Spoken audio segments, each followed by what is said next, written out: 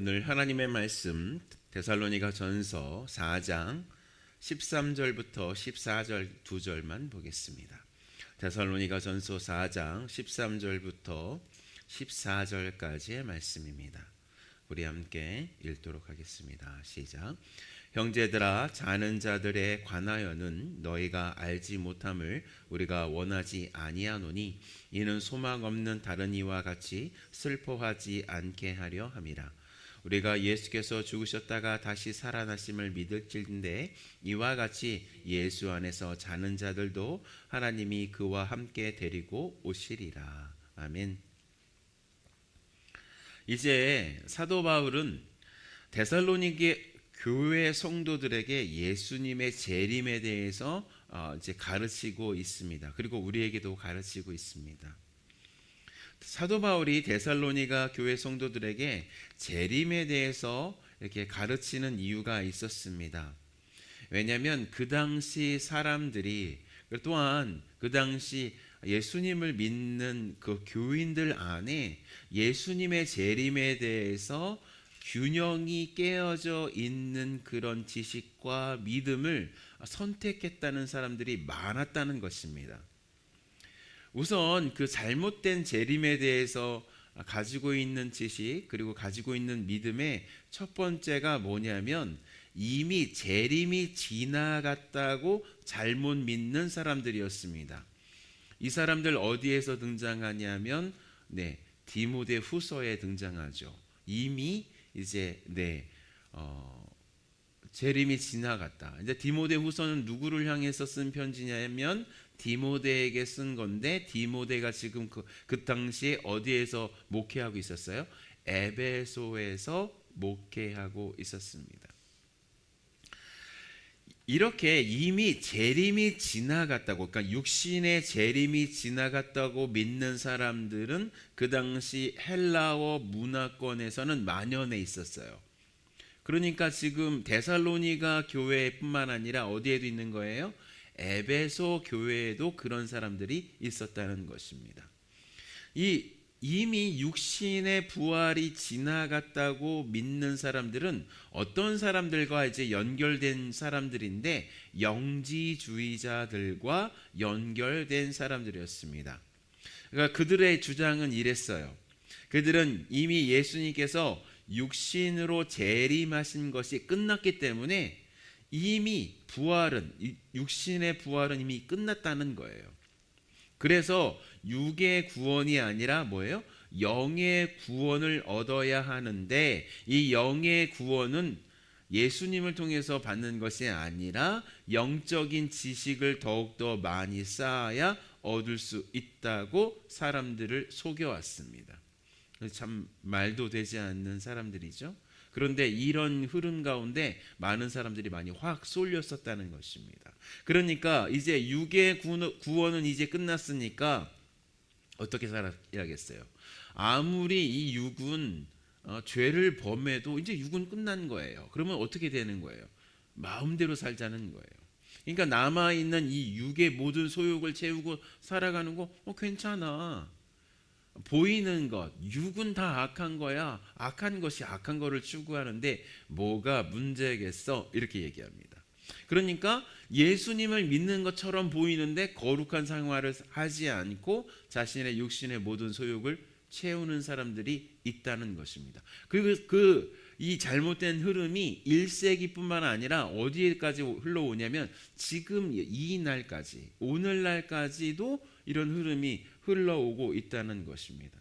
그러면 이런 가르침 때문에 얼마나 교회가 혼란스럽겠어요. 엄청난 피해가 있었다는 것입니다. 그러니까 그 당시 에베소 교회나 데살로니가 교회 성도들에게 이런 가르침이 침투해서 엄청난 피해를 입혔음을 우리는 신약 성경을 통해서 확인할 수가 있어요. 데살로니가 전서 후서에 보면 2장 1절부터 2절에는 이렇게 얘기하고 있습니다. 제가 읽어드릴게요. 데살로니가 후서 2장. 형제들아, 우리가 너에게 구하는 것은 우리 주 예수 그리스도의 강림하심과 우리가 그 앞에 모임에 관하여 영으로나 또는 말로나 또는 우리에게서 받았다 하는 편지로나 주의 날이 이르렀다고 해서 쉽게 마음이 흔들리거나 두려워하거나 하지 말아야 한다는 것이라 라고 하는 것입니다. 이 말씀에는 예수님의 오심이 바로 앞에 있다라고 하는 그런 가르침과 함께 뭐가 있는 거예요? 이미 끝났다. 주인님이 오시는 것은 이미 끝났다. 육신의 부활은 아주 소수에게 이제 임했고 그 사람들 영원히 살 거니까 이제 남아있는 우리는 영의 구원을 바라야 한다. 참 그럴싸하지 않습니까? 예, 속이는 것도 참 가지가지입니다. 디모데 후서 2장 17절부터 18절은 이렇게 얘기하고 있어요. 그들의 말은 악성 종양이 퍼져나감과 같은데 그 중에 후메네오와 빌레도가 있느니라. 진리에 관하여는 그들이 그릇되었도다. 부활이 이미 지나갔다 하므로 어떤 사람들의 믿음을 무너뜨리느니라 라고 말씀하고 있어요. 이 사람도 마찬가지의 사람들이었습니다. 이 데살로니가 교회 성도들 중에서도 이렇게 재림에 대해서 또 다른 오해를 하고 있었던 사람들도 있었는데요. 어떤 사람들이냐? 이 사람들보다는 이 병증이 그렇게 심하지는 않지만 이렇게 믿는 것도 굉장히 위험한 믿음이 있었다는 거예요. 그게 뭐냐면 예수님의 재림이 아주 급박하게 아주 코앞에 있기 때문에 모든 일상적인 생활을 멈추고 예수님을 기다리는 생활만 모든 것을 다 드려야 한다는 그런 주장을 했던 사람도 있다는 것입니다.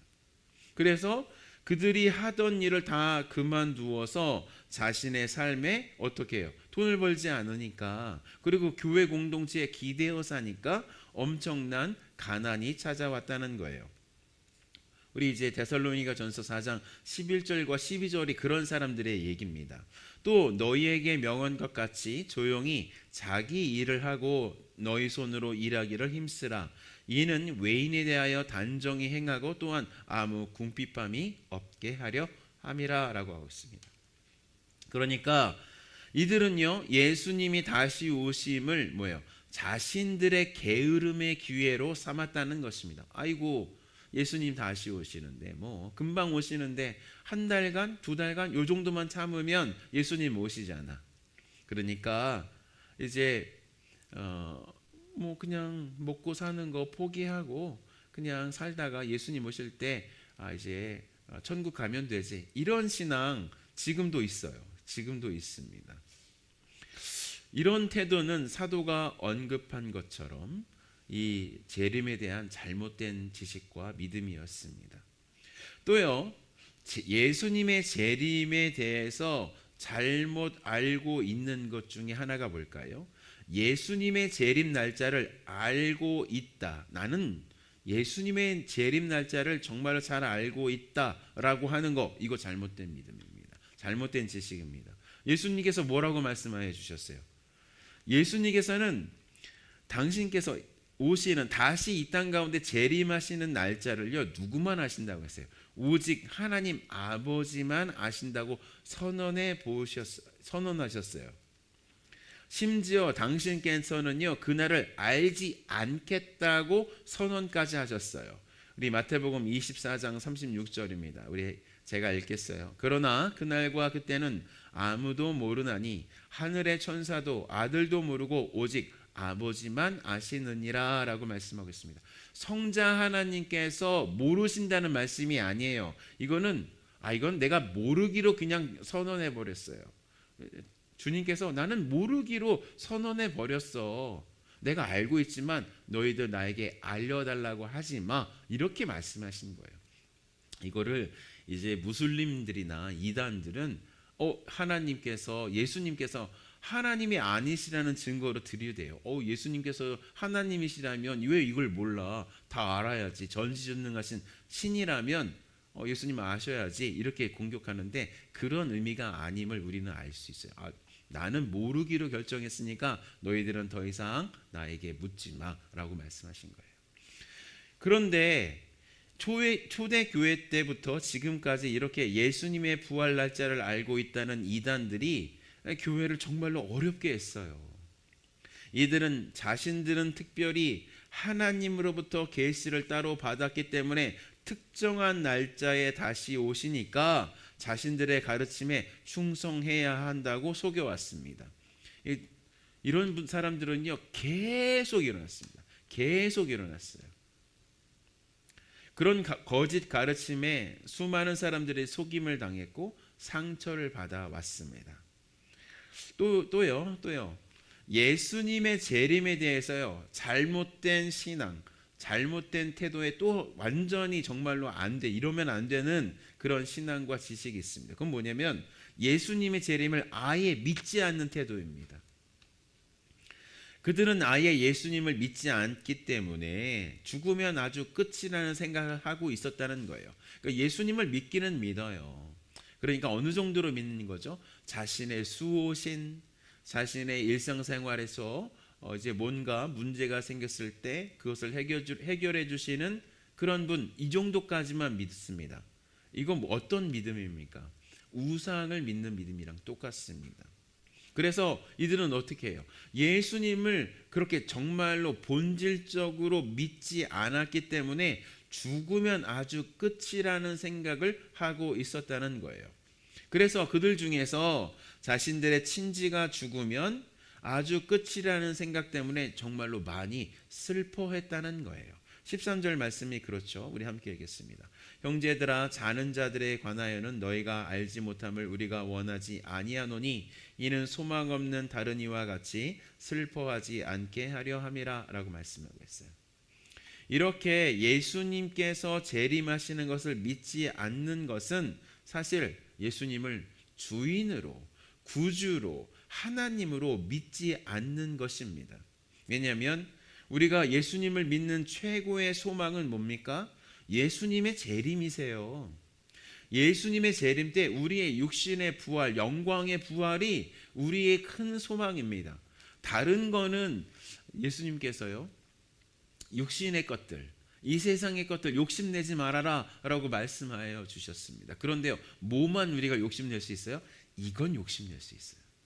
우리가 예수님이 다시 오시는 날 우리가 영광의 육체로 다시 부활될 것이라는 이 소망은 우리가 욕심낼 수 있습니다.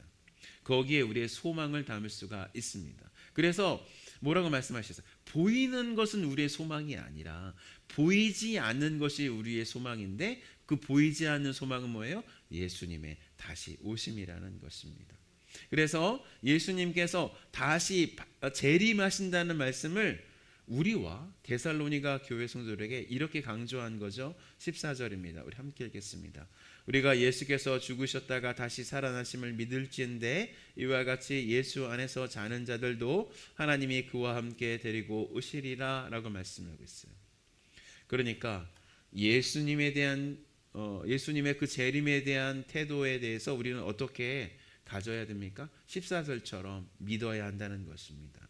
그러니까 우리가 예수님의 부활을 믿는 것처럼 예수님 안에 자는 자들을 예수님께서 다시 오시는 날에 다시 부활한다는 말씀을 우리가 믿어야 합니다. 그러니까 예수님의 부활은 예수님께서 부활하셨어, 거기서 끝나는 것이 아니라 어떻게 해요? 어디로 이어져야 됩니까? 우리가 부활될 것이라는 믿음으로 이어져야 한다는 거예요.